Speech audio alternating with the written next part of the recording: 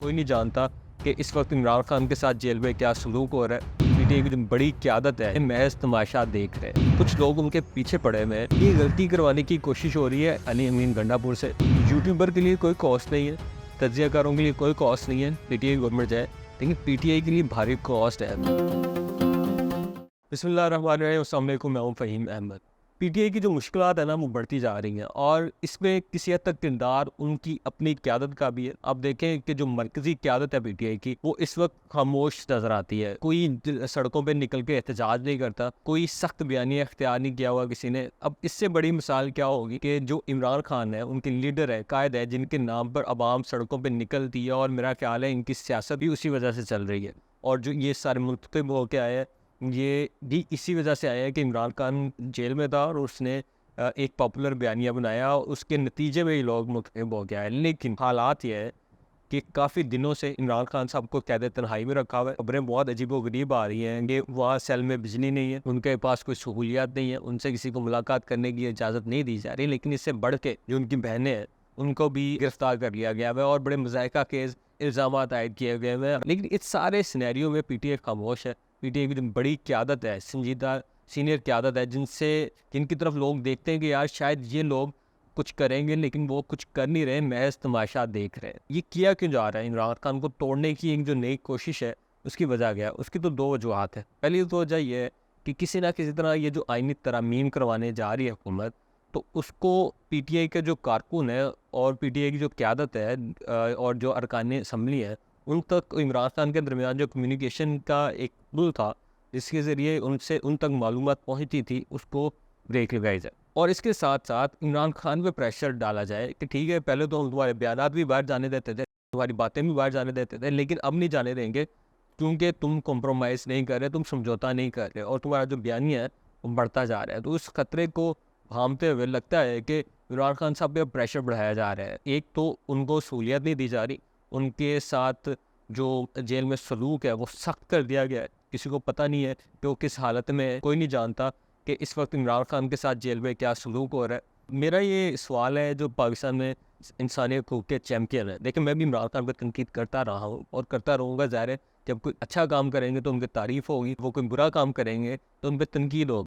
लेकिन जहाँ इंसानी हकूक़ की बात आती है तो उनके लिए बात करना ज़रूरी है। मुझे ये लगता है, मेरी ये ओपिनियन है कि जो रवैया है पीटीआई की क़यादत का इमरान खान के साथ और पीटीआई के सपोर्टर्स के साथ, वो ऐसा है कि उन्होंने एक किला छोड़ दिया हुआ है आवाम को भी। जब वो आवाम एहतजाज के लिए निकलते हैं तो इनमें से कोई सड़कों पे उनके साथ नहीं निकलता, और जब इमरान खान इस हालत में है तो कोई उनके लिए आवाज़ नहीं उठा रहा, सब खामोश है, तमाशाई बने हुए हैं। बल्कि मुझे तो एक बड़ा अजीबोगरीब सा मैंने नोटिफिकेशन देखा जिसमें पार्टी के कायदीन को और मेंबर जो अरकानी असम्बली है उनको कहा गया था कि जी आप सड़कों पर ना निकले। ये एक बहाना है सड़कों पर ना निकलने का, और उसकी वजह ये बताई गई कि जी आप निकलेंगे तो गवर्नमेंट आपको गिरफ्तार कर लेगी, आपको गायब कर लेगी और उसकी वजह से आईनी तरमीम पास करा लेगी। तो देखिए ये बहुत बड़ा बहाना है। बात यह है, ये कोई वज़ीर आज़म का इलेक्शन तो है नहीं है कि जिसको ज़्यादा वोट पड़ेंगे वो जीत जाएगा। ये हुकूमत नंबर पूरे करते हैं। हुकूमत ने 2/3 मेजॉरिटी हासिल करनी है तरमीम करने के लिए। अगर आप इतने नज़रियाती हैं और नज़रियाती जंग लड़ सकते हैं तो भाई फिर आप क्यों नहीं जाते अवाम में और अवाम में जाके लड़ते? अगर गिरफ्तार कर लिया जाएगा तो अगर नज़रियाती हैं आप, तो फिर आपको तोड़ना कैसे आसान है? वो आप डट के खड़े होंगे कि जी आपने वोट नहीं देना, चाहे जो मर्जी हो जाए, तो फिर आप पे कैसे प्रेशराइज करके आपको वोट ले लिया जाएगा? ये सिर्फ बहाना है कि आपने सड़कों पे नहीं निकलना अवाम के साथ। दूसरी वजह यह है कि पीटीआई को अंदर से तोड़ने की कोशिश हो रही है, जिसपे निशाना बनाया जा रहा है। जो एक वाहिद किला रह गया है पीटीआई का, वो है अली मीन की गवर्नमेंट खैबर पख्तूनख्वा। तो अब सारे अली मीन की तरफ पड़ गए पीछे। मैं अली मीन पे तनकीद कर सकता हूँ, मुझे भी उनकी बहुत सारी बातों पे इख्तलाफ रहता है। वो जैसे छोड़ कर गए आवाम को एहतजाज के दौरान, इस पर तनकीद बनती है। उनके जो बयानात आते हैं थोड़े से मुतनाज़, उन पर भी तनकीद बनती है। लेकिन समझना होगा पीटीआई के जो क़यादत है उसको। मीन जब एक पीटीआई का वर्कर या एक लीडर तो है, लेकिन साथ में वो एक सूबे का वज़ीर आला भी है। याद रखें जब पंजाब की गवर्नमेंट छोड़ी थी हुकूमत पीटीआई ने, तो तब भी बहुत लोगों ने पंप किया था कि जी गवर्नमेंट करा दें, असम्बलियाँ तोड़ दें। उसके बाद जो हुआ पीटीआई के साथ वो सबके साथ है। तो जो अंदर सांप पाले हुए हैं ना पीटीआई ने, वो ये चाहते हैं कि किसी ना किसी तरह से अली मीन है या ऐसा फैसला करें जिससे जो केपी की गवर्नमेंट है वो तो किसी तरह उसे नुकसान पहुंचे, केपी में गवर्नमेंट ना रहे। केपी के गवर्नमेंट की वजह से ही तो इतना प्रेशर क्रिएट हुआ है, वरना और तो कहीं गवर्नमेंट नहीं है। तो अली अमीन के जो पॉजिटिव चीज़ें हैं उन सारों को इग्नोर करके कुछ लोग उनके पीछे पड़े हुए हैं कि जी वो कोई ऐसा कदम उठाए जिससे पीटीआई की हुकूमत ना रहे केपी में, मसलन गवर्नर राज लग जाए। उसके बाद ज़ाहिर है एहतजाज करेंगे वो जो, लेकिन वो सारी टेरिटरीज और सारी इंतज़ामिया है वो तो फेडरल गवर्नमेंट के नीचे आ जाएगी। तो फिर पीटीआई के लिए ये सस्टेन करना बहुत मुश्किल हो जाएगा। वैसे ही जैसे इलेक्शन से पहले तकरीबन सारी क़यादत गायब हो गई थी, केपी में भी पंजाब में भी, लेकिन जब इलेक्शन आए तो वो बाहर आ गए।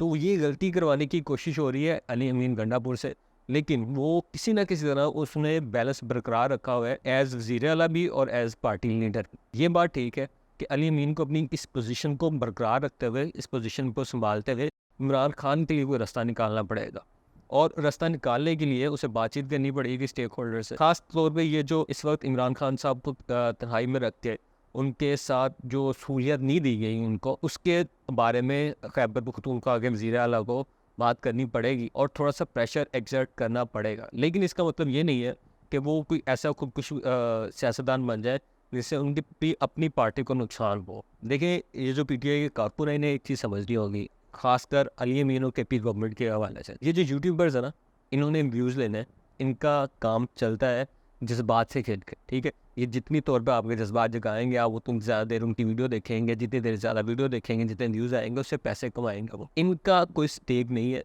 कि पीटीआई अगर गवर्नमेंट जाती है तो फिर क्या होगा, लेकिन पीटीआई का स्टेक्स है। क्योंकि मैं अगर कह दूँ कि नहीं साहब गवर्नमेंट छोड़ दें या हुकूमत से लड़ाई शुरू कर दें, तो मेरा क्या जाता है, मैं तो कल कोई और काम कर रहा हूँ। लेकिन अली अमीन की गवर्नमेंट चली जाएगी, पीटीआई के जो वहाँ 2/3 से ज़्यादा मेजॉरिटी है वो चली जाएगी, और जो एक पीटीआई को एक रास्ता मिला हुआ है, लाइन ऑफ डिफेंस मिली हुई है कि इसके ज़रिए वो हुकूमत पर प्रेशर डाल सकते हैं, वो ख़त्म हो जाएगी। यूट्यूबर के लिए कोई कॉस्ट नहीं है, तज्जियाकारों के लिए कोई कॉस्ट नहीं है पीटीआई गवर्नमेंट जाए, लेकिन पीटीआई के लिए भारी कॉस्ट है। तो जो एक आखिरी प्रेशर है जिसके ज़रिए वो इमरान खान की रिहाई को यकीनी बना सकते हैं, वो भी प्रेशर नहीं रहेगा अगर जो अली अमीन है वो कॉन्फ्रंटेशन में जाते हैं गवर्नमेंट के साथ। तो उन्हें एक वर्किंग रिलेशनशिप रखना है। ज़ाहिर है ये कोई दो अल्लाह माफ़ करे दुश्मन दे मुल्क तो नहीं है ना कि आपस में लड़ते रहे। जहाँ तक सियासी इख्तलाफात है, ज़ाहिर है वो उस हवाले से बातें भी करते हैं और बयानात भी देते हैं, लेकिन उन्हें इतना मार्जिन देना चाहिए कि वो अपनी गवर्नमेंट को एज़ वज़ीर आला भी चला सके और पीटीआई की सियासत को एज़ पीटीआई लीडर भी चला सके।